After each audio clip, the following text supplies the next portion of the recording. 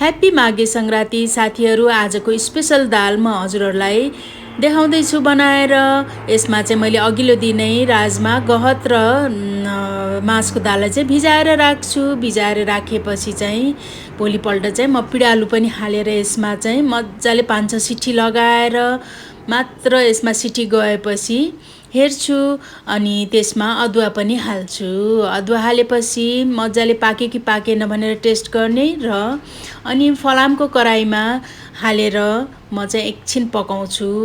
यो फलामको कराई चाहिँ मेरो चाहिँ कहिले कालो हुन्छ साथीहरू, कहिले कालो नै भइदिँदैन। के भएको होला, आज झन् भिडियो खिच्ने बेलामा कालो नै दाल कालो नै भएन। अब यसलाई चाहिँ मैले घिउमा हालेर मजाले हिङ फुराउँछु। हिङ फुराएपछि जिरा पनि फुराउँछु। जिरा अलि रातो भएपछि यसमा लसुन हालेर लास्टमा जिम्बु हालेर फुराउँछु र दालमा झ्वाइँ गर्छु।